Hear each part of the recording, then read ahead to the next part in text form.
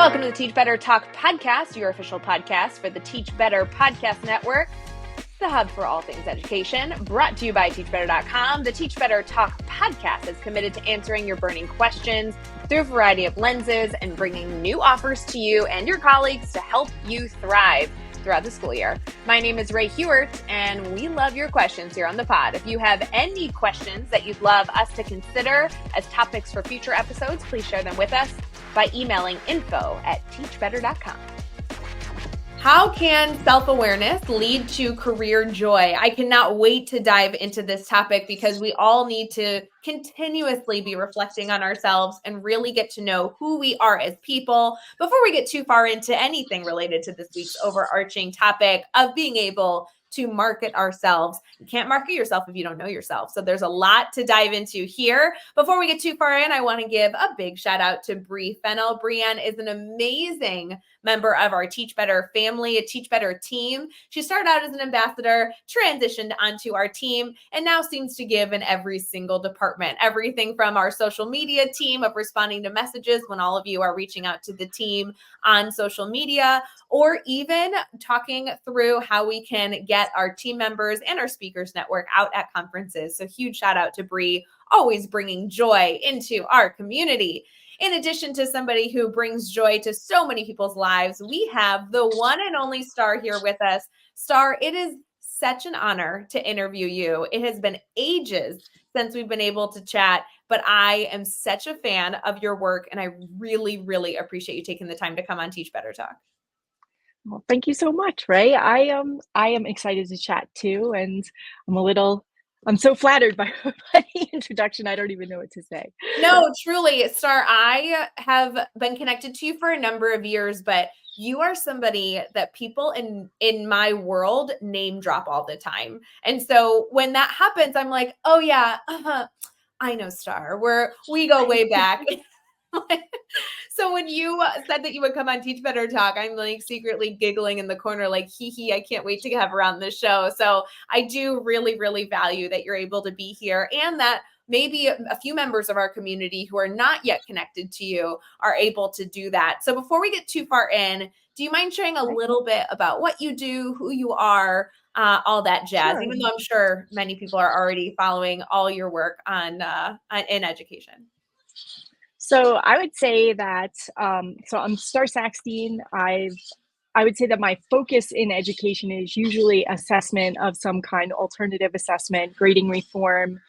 I spent 16 years in the classroom in New York City public schools, where I truly found my educator voice, I think, and had the opportunity to write some books and do a TED Talk about the work I was doing. And I don't know, like, I never thought I'd be a person who'd leave the classroom. So it's kind of weird so many years after I left the classroom, because 16 years in the classroom, 2 years as a school district leader, and then for the last 6 years working as a consultant, and the last 3 as a COO of Mastery Portfolio. So like lots of different aspects to the work that I do. And I've always been really super passionate about helping first kids find their voice through reflection and self-assessment and getting them involved in the assessment process. And now working with teachers to do the same, educators of all kinds. So, Starr, I know you are traveling all over, working with school districts. I love when I see you in the schools doing the work, being able to support educators, especially because so many of them have read your work, your books, that now they get to really get that training in person, which couldn't really happen if you were doing this part-time. So I know it's tough to leave the classroom, but sometimes it is educators calling to either take a break out of the classroom or be able to serve education in a different way. And that really comes down to so many different factors and people weighing your options. That was a big topic of your most recent book, which I am sure is on shelves everywhere right now. But friends, if you don't have this one, this is a really good book recommendation that just so happens to go perfectly with what we're talking about today. So tell us a little bit about the new book. Okay, so it's called Making an Impact Outside the Classroom, and it's all about the various job opportunities educators are qualified for. People ask me about my journey all the time, and I always kind of say tongue in cheek, if you were to ask me 10 years ago if I would be where I am right now, I would probably say no way, because I don't even know that I had a concept that where I am right now was a possibility. So this idea with the book was to help others understand that, no one is telling you to leave the classroom if that's not what you want to do. What I am saying is that sometimes we need to step away to really understand what we need in different times. And when I left the classroom, it was largely because of family stuff that was going on. I needed to be in a school district that was closer to home for my son and for things that were going on with him at the time. And it was the right time for me to transition into leadership, which, again, if you would have asked me 5 years before that move, would you ever be an administrator? I would have been like, hell no. Um, for so many different reasons. I was kind of like the going to the dark side and like all the things, but I really made a promise to myself that when I left the classroom, I would never forget being a teacher, and I'd be the kind of leader that I would have wanted when I was in the classroom. And I think I stuck to that. I tried to be everything to the folks who were on my team, whether it was co-teaching with them or modeling lessons or just being a second pair of eyes in their room without any evaluative sort of focus. And by the time I transitioned into consulting full time, it was more or less because folks were asking me to come consult, but because of the constraints of my full time job, it made it really challenging for me to get out and do those things. Yeah, this will be a beautiful conversation because this week we're really talking about how to market ourselves, which is such an interesting phrasing educators I know will question. But in yesterday's episode, we talked about how to really market yourself in an interview setting, right? How are you bringing your personality to a new position that you might be interviewing for? And tomorrow's conversation will be different. This one specifically really looking at how do you market yourself is going to first begin with what do you actually want to do? Who do you want to serve? And what do you need right now in this moment? And giving yourself permission that it can change. So being able to say, I've really gotten to know who I am in this time and space, in this phase or chapter of life, doesn't mean that in 2 years, it can't adjust. And your reflection on never wanting to be a school administrator and then years later transitioning into a school administrator or now being in a consulting space. I mean, I think that is almost the permission sometimes we need the reminder of taking to say, it's okay that this wasn't the plan. It's okay that it became the plan. And it's okay that at some point it may not be the plan anymore. Exactly. I couldn't have said it better. And it's funny that you mentioned the interview stuff, because when I went for that leadership position, I had spent so many years adamantly not getting my admin cert because I didn't want to be thrust into that position against my will, so to speak. Like, people kept saying, you should be an administrator. And I was like, I don't want to be. And since I can't be one without a license, I'm just not going to get a license. And then this opportunity came around. I read this job post and I was like, I could totally do that job, even though I didn't have the qualifications for it. And I even put that in my cover letter. I was like, I have never done this job before, but I'm telling you, after being in the classroom for 16 years, being an instructional coach, like, I got this. I think I could do it. And after my screener interview, they were like, how fast can you get your license? So, like, it's amazing that sometimes we we have to take risks in order to find that next step, and sometimes that means going so far outside of your comfort zone and putting your hat in the ring for something that you're convinced you have absolutely no chance of getting. And the woman I was talking to before I went into that interview she was the stereotypical person I would have imagined who would have got the job, because she had all this experience. She had been an administrator for such a long time.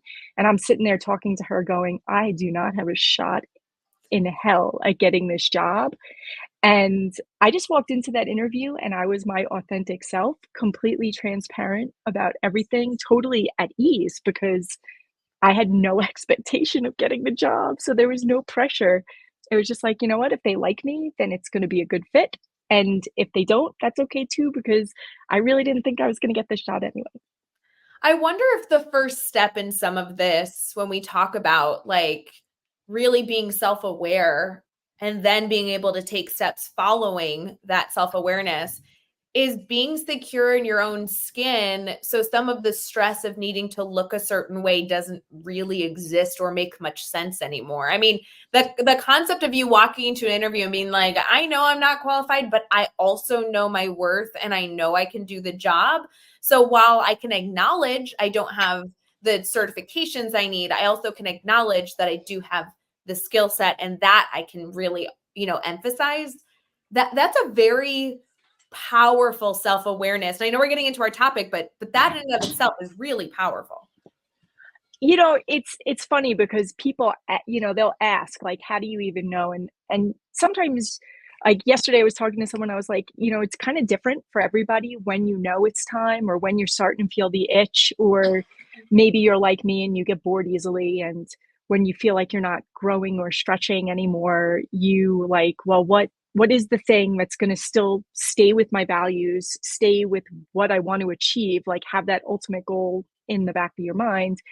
And where is the right next best step? And I will offer that you can make a misstep, and that's still a good step in the right direction. Like, I was only in that leadership role for 2 years, even though when I signed on to it, I wholeheartedly believed I would have been there for maybe the rest of my career, or at least the next 5 to 10 years of my career. And after 2 years, I was like, you know what, this isn't what I thought it was going to be. Doesn't mean I didn't learn a whole lot about myself and about the position itself, but I did. And I learned quickly, at least, that maybe this wasn't the right best move for me. So instead of staying there longer than I needed to, it was just time to walk away. I cannot wait to dive into this topic. So we are going to transition right here and get into this guiding question. Stick with us as we dive into Starr's concept of how to be your best self so that you can find joy in your career. Don't go anywhere. Quick pause to talk about the Teach Better assessment design system. We all know that assessment is essential in the classroom. Whether it be classified as formative or summative, we are constantly trying to get information out of the students' brains and into our teachers' hands to actually evaluate if they've mastered a concept or target that we're working on. Design your mastery questions and align your assessment with the Teach Better team. Aligning your assessment refers to the process of designing assessments, such as tests, quizzes, or assignments that closely align with the intended learning outcome. Now, while many of us might overlook the questions we ask every single day, every single question a teacher asks in class can lead them down a path to success. Align assessment creation helps educators accurately measure whether students have achieved the desired knowledge or skill outlined in the curriculum, or if we need reteaching. So let's partner on your assessment creation together to make it as effective and efficient as possible. Head over to teachbetter.com/professional development to learn more. How can self-awareness bring us career joy? We are talking with Starr, who is not only an expert in so many things education and somebody you can bring to your school district, no matter where you're located around the world, but somebody who just published a brand new book this summer that educators are so eager to explore. I know a number of schools are even doing some book studies to celebrate this type of work because we want our educators to feel happy and secure and joyful in their current roles. Starr, we have so much to dive into as far as how we can find our career joy. Where do you feel is best to dive into this dialogue? So, I mean, I think it's where you start. A lot of people ask me, how do you know when? And like I was saying earlier, I think it's different for everyone. I do think that there are some tells, though. Like, if you find yourself, like, are you struggling to get up in the morning to go to work? Do you not enjoy everything that you're doing? Is there one small aspect of what you're doing that really drives you every day, but there are so many other things that are kind of in the con category? So when folks ask, I usually say, start with a pro con list, do a typical double entry journal and kind of really think about what you love about your current position and what you're struggling with it.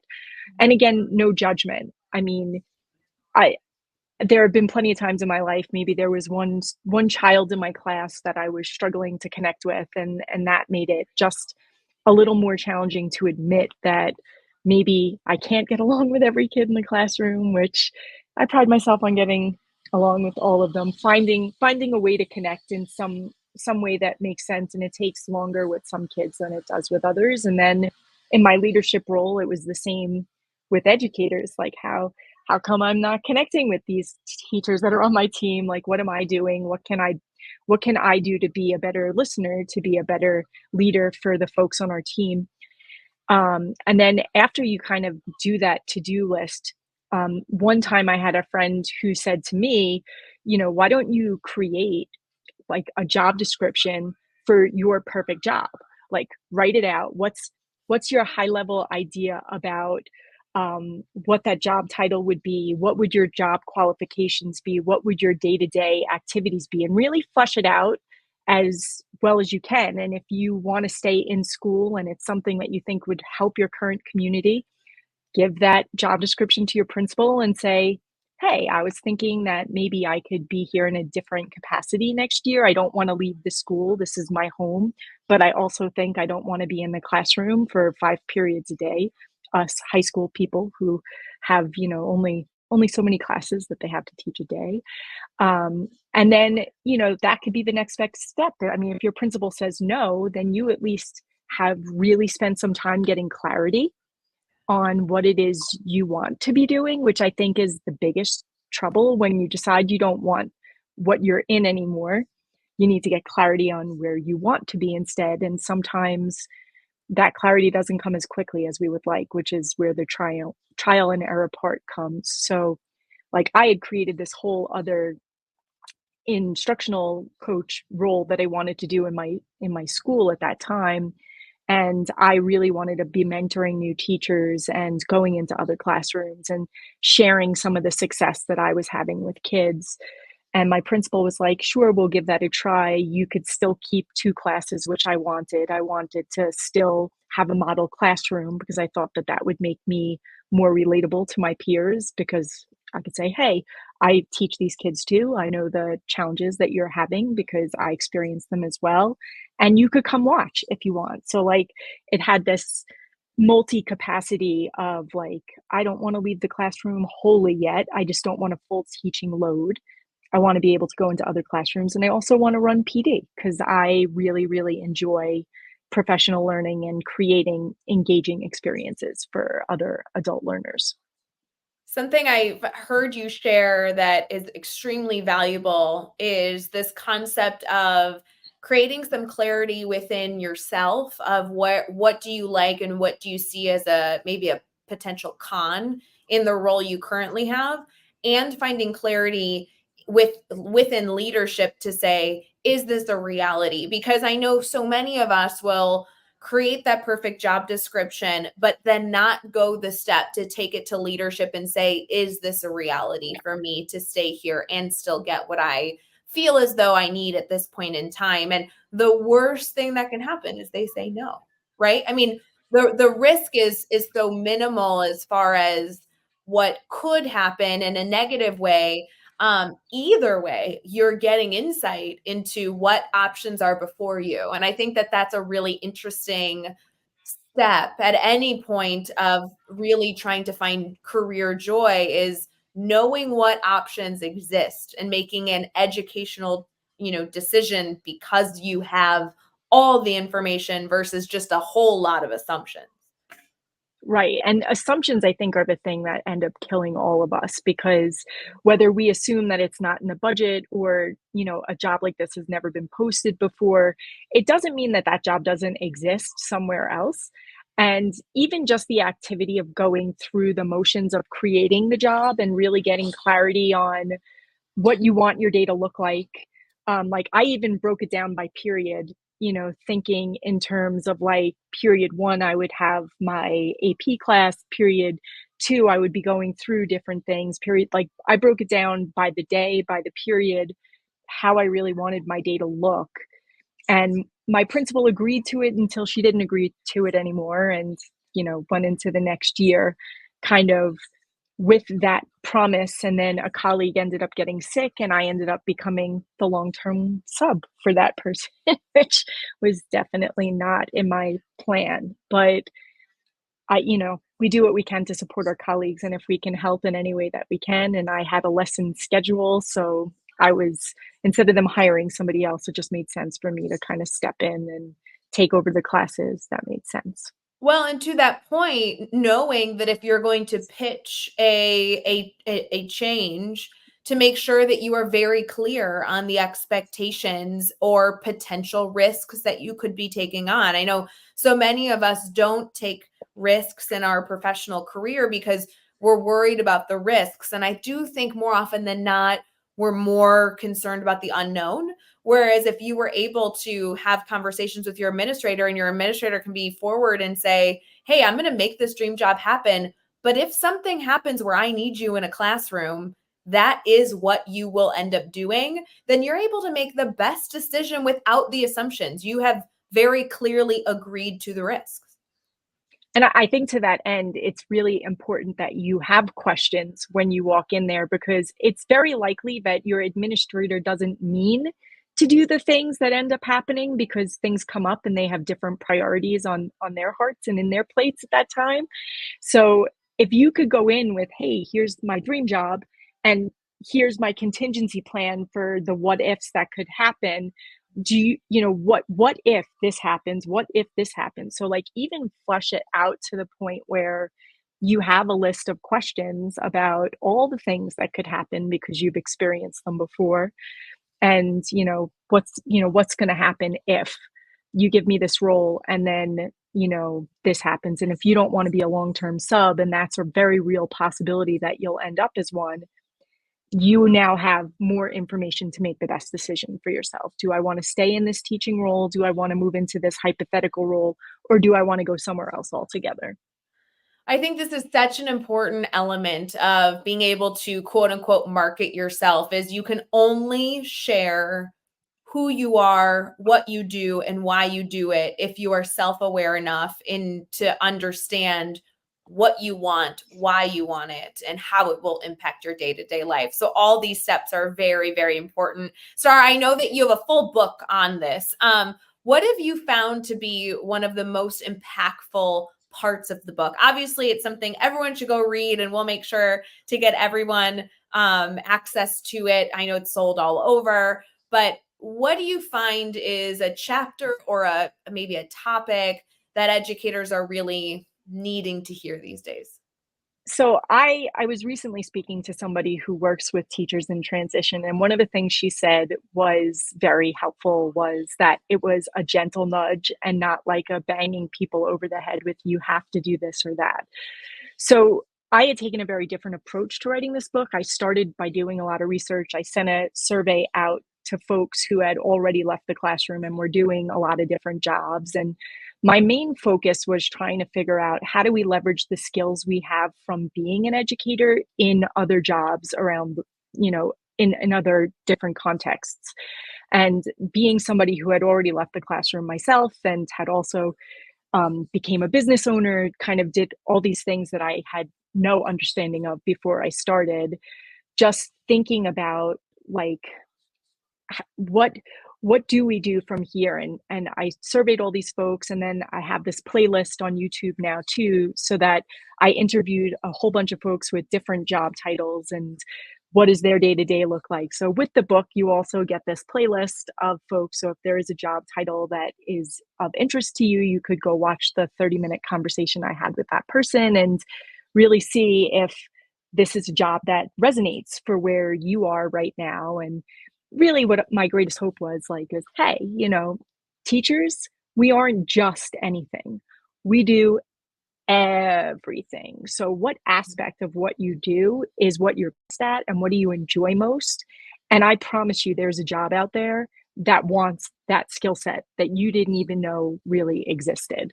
So there is a whole portion of the book that first starts with that survey and the responses from the folks who participated, which were, I think there were about 100 folks who I spoke to.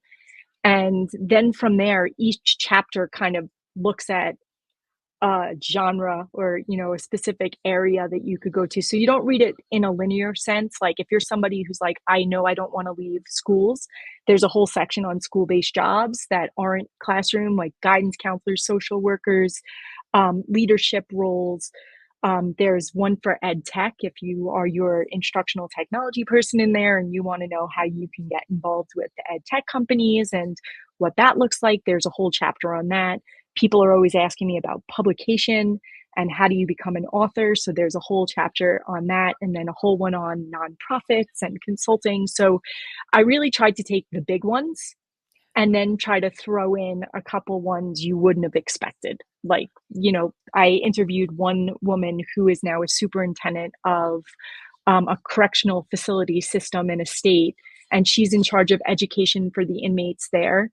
And not something I would have ever thought of as a potential, but she loves it. And she's helping them with their recidivism challenges. And these, inmates are ready to go back into society afterwards because she has created this really rich educational program for them. So again, you can't imagine what's available until you actually start talking to people and seeing what's out there. Well, and something I really value about all this content you're putting out, whether it be the book, the interviews, everything in between, like I'm going to go binge those literally after this episode. Something I'm really loving is the awareness of learning about these concepts and being able to say, no, not for me. Or yes, I'm going to explore this further. I think it's so interesting when educators talk about potentially leaving the classroom. It's such a taboo topic.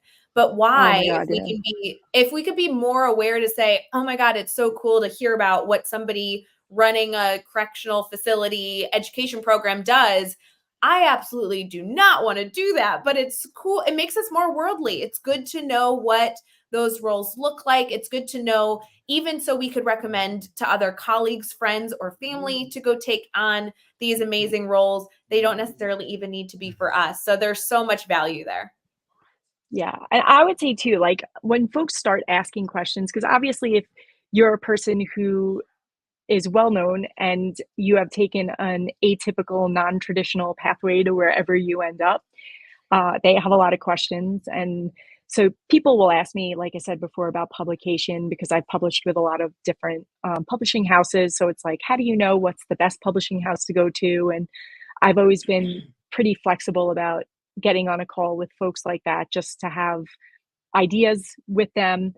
Something I really struggle with even still is that marketing piece, like you said, like this whole thing about just like towing that line of being both humble and inside of my comfort zone, as well as being proud of the work that I'm doing and not feeling self-promotional, but thinking of it as this idea that I know I could be of help to people and my time is valuable and I want to help you, but I'm at a place in my life where I can't do work for free anymore. Like it's a sad but true reality when you have a kid in college and you're trying to figure out your own life. It's just kind of unfortunately there's only so much time in a day, and at some point you have to put a value on your time. And I will tell you, for those who are starting out, it is not easy to make those choices because you're thinking about how much are people willing to pay for my service, and then you're thinking about, I don't want to price myself out because the work is really important to me. And like with assessment work in particular, that's a question that I kind of always have in my head. Like, if you're bringing me into your school for assessment reform in any kind of way, or grading reform or whatever, I'm more of the job embedded kind of consultant. I'm not like a let me inspire and walk away kind of person. So I already know that I'm going to get to know your people. I'm going to be coming to your school maybe once or twice a month or every month. And we're going to be partners in this work. And my job in the background is to make you look like the expert when you are addressing your people. So it's almost more important for me to spend time with the people who are leading the work and bring in the teachers later, but they might be less responsive to an outside consultant. You know your people. So my job is to make sure you sound really smart when you're bringing this information to your people, because you're living with it. Unfortunately, I am not a full-time employee of yours. So Starr, There's so many great conversations that we could even continue to have here, whether it be, you know, trying to find the right way to start your own consulting space, whether it be finding the perfect career path, which it sounds like your book and those interviews are just such a beautiful place to start. I know for many of us here in the Teach Better community, we talk a lot about being self-aware enough to create essentially 4 to 5 pillars that really represent what you want people to say about you as they get to know you and they're speaking about you to somebody else, and that being a part of that marketing strategy. So when people think, oh, Ray Hewart, what are the 5 things that come to mind? And as you look at Ray's, you know, social media or the work that she does, are those 5 pillars prevalent so that that can continue to be a part of that quote unquote marketing scheme, marketing like plan of, you know, it's not salesy. It's not my name's Starr, go buy my book, but it's my name's Starr. I don't put out content that is a waste of your time. I value your money and your knowledge. This is a great resource nonetheless, you know, and really that marketing idea is so important as we go into any space in whatever job we have. Yeah, I mean, I think we all start with free content, right? Like before I wrote any book, Twitter was just starting to happen. I'm aging myself right now, but like that was just starting to be the big place that folks were communicating on social media. Like Twitter was it. And I remember as I was growing my content and making connections with people, like I was deep in the heart of my journalism education, and I was working with JEA as a state director of that organization. And I connected with a woman from Oklahoma, and we started a chat on Thursday nights that were for journalism advisors, regardless of where it was. We called it Jerd Chat, all of us journalism nerds. And um, from there, you know, my following on Twitter started getting bigger, and I started getting involved in a lot of other things. And then one Saturday morning, when I was getting ready to write my very first education book, I was doing research on different mythology we kind of bring into education with us, the things that we think being a teacher is going to be, and learn very quickly that it is not that thing.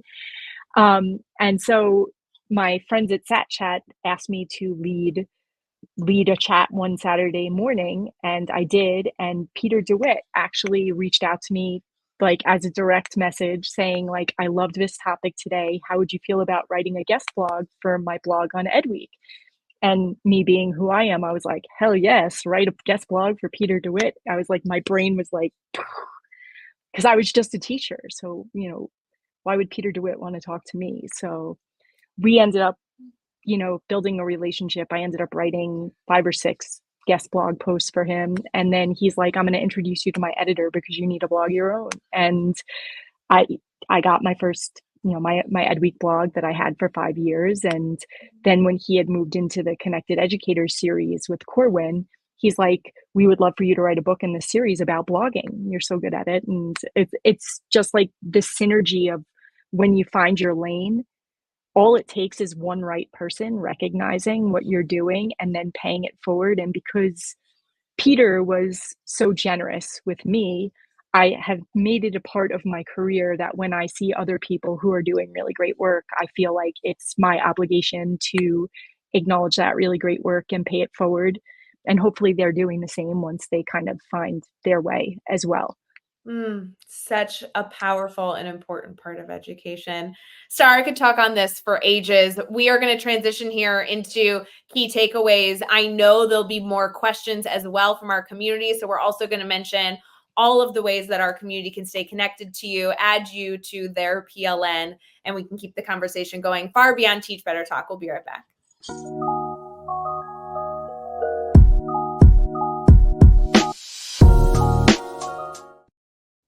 We have had quite the conversation, and while I hate for it to end, we are going to talk about some key takeaways and get into some ways to stay in contact. Starr, I know there are so many different things that we could share, but if our community here was multitasking while listening to this episode or had to only catch a little snippet of this dialogue, so they fast forwarded to the end knowing that we do this every single episode, what is a key takeaway you hope people keep in mind? I think what we all need to keep in mind is that you have a right to be happy at work. Regardless of what role you're currently in, how long you've been there, or whatever your particular life circumstance is. And if you've gotten to a place where it just doesn't feel the way that you want it to, there is absolutely no shame in making the decision to go somewhere else, whether it's just not the right fit of the building that you're in, or the specific job that you're in, or the career pathway that you've chosen. Um, Unfortunately, we can't always know that it's not right until we do it and realize that it could be better. So I hope that that is the main takeaway here.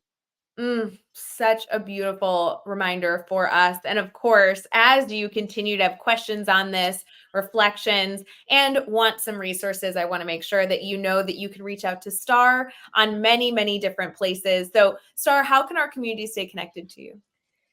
So LinkedIn is right now my my focus in terms of which social media I'm on the most, and you could connect with me there. I'm the only Starr Sackstein if you search for me. Fortunately, having a name like that is very different, and usually if you spell my name right, it should be the first one that comes up. It's Starr with 2 R's, and I still have Twitter. I will never call it X. It's a platform formerly known as Twitter. It just doesn't feel right to call it X. We have that in common. But so like I'm there at Miss Sackstein, and basically all of my other social is branded Ms. Sackstein because I started all this work in the classroom, and that's how kids found me then. So my website is mssackstein.com. My Gmail is mssackstein@gmail. And you'll, whether you search my whole name or just Miss Sackstein, you'll probably find every single space that I'm on. Friends, if you have any issues connecting with Starr, feel free to reach out to anyone here on the Teach Better team, including myself. I would love to get you easy access to make sure that you're able to connect with everything that Starr's doing, including her incredible new book, which I know all of us are going to be picking up if you haven't done so already. It's also a really beautiful thing to do as a little friend book study if you're looking for something between colleagues. I know our little education group loves to pick up a good book to read over wine night. So that could be a really good suggestion as well. Starr, thank you so much for coming on Teach Better Talk. This truly was such an honor, and I love every time we're able to connect. Thanks so much, Ray. I'm really happy to have been here as well.